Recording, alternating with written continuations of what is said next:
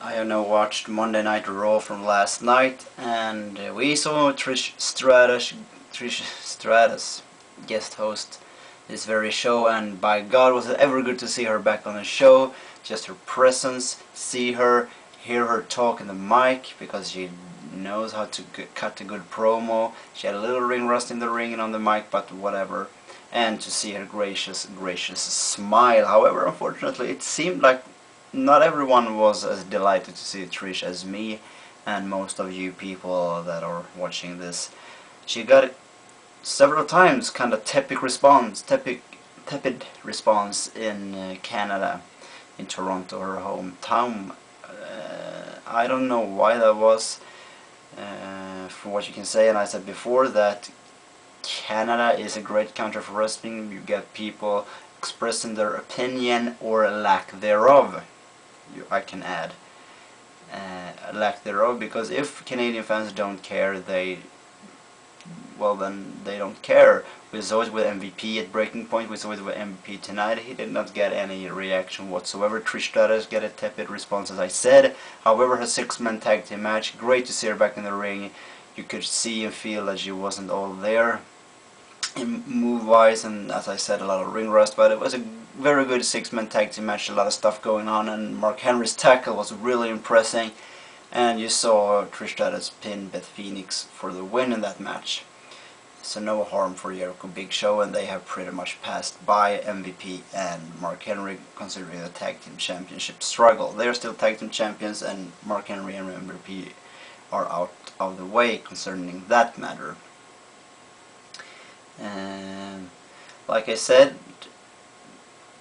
crowd kind of tepid. They said what they wanted, and for weeks and weeks now we can also see that Chris Jericho and Big Show are getting more and more respect. People are getting more and more followers, better and better response from the crowd.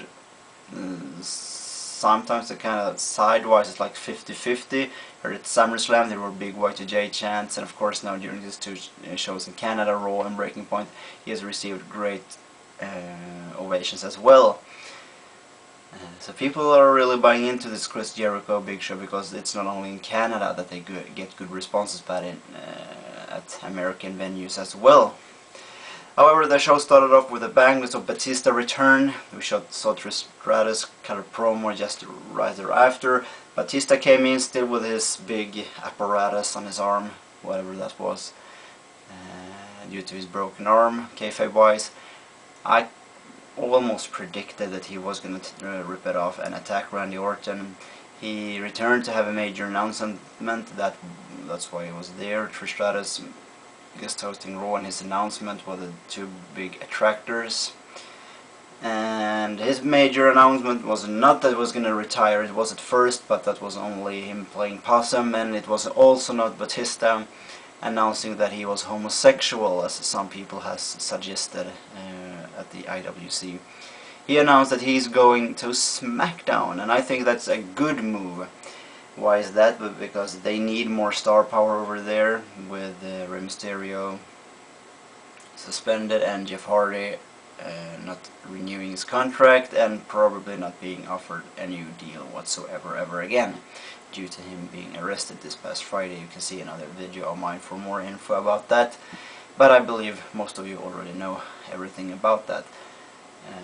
And also it's a good move, because right after you saw John Cena winning the title at Breaking Point, you knew there were going to be a rematch, and they're going to have this 3-match streak: SummerSlam, submission match, a quit match at Breaking Point, and then in a Hell in a Cell match that is a match custom to finalize the deal at Hell in a Cell, a match that Trish Stratus announced. That's going to finalize the deal, and bragging rights right after there is not that much news going to build up for that pay-per-view. It's going to be a fallout of these 3 last pay-per-views, and then things are going to heat up till Survivor Series. And I believe if Batista had been on Raw, he would have been either the top contender for Randy Orton or Cena, due to Cena Batista is a match that WWE tried to promote for a long time. They tried for WrestleMania, I believe that was the case, but he was injured, and then there were rumors about Batista Cena too at SummerSlam this year. Batista was injured again, so it might be that Batista was up for a title shot at that pay-per-view, as this pay-per-view is also in his hometown.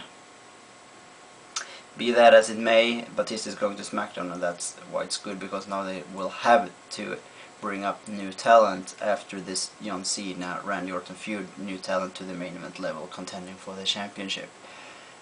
DX versus Legacy tonight in form of Teddy DiBiase Jr. versus Shawn Michaels. Legacy rightfully saying that they are not now any longer known as the sons of Dusty Rhodes and Million Dollar Man. Million Dollar Man and Dusty Rhodes are known as the fathers of Legacy.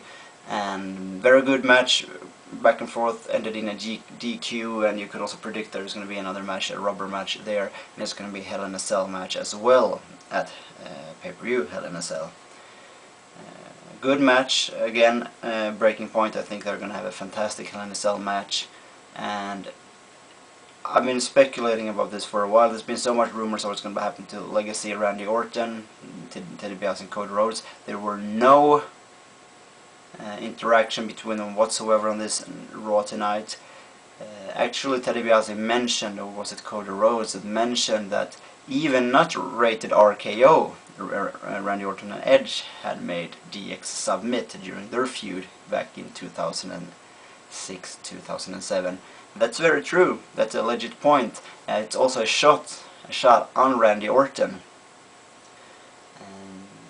Interesting, because the feud has the rumors that talks about the feud where Randy Orton will kick either Cody Rhodes or Teddy DiBiase out of Legacy. But I think, and I speculated that the win by Legacy at Breaking Point would actually make them cocky, would make them realize that they might not need Randy Orton right as of now any longer, that they may simply distance themselves from Randy Orton, seemingly now also as Randy Orton is no longer a champion.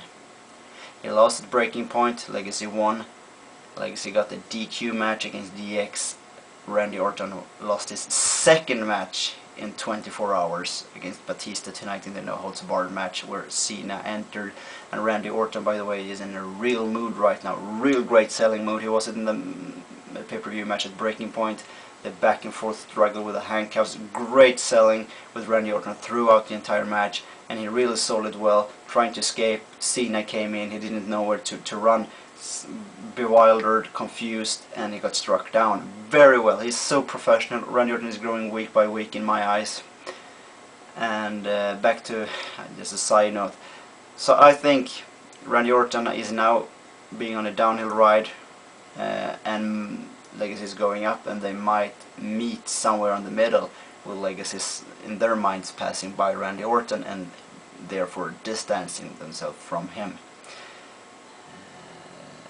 Especially, as I said, as they exemplified by rated RKO as a tag team that had never made DX submit. John Cena effed up a little backstage.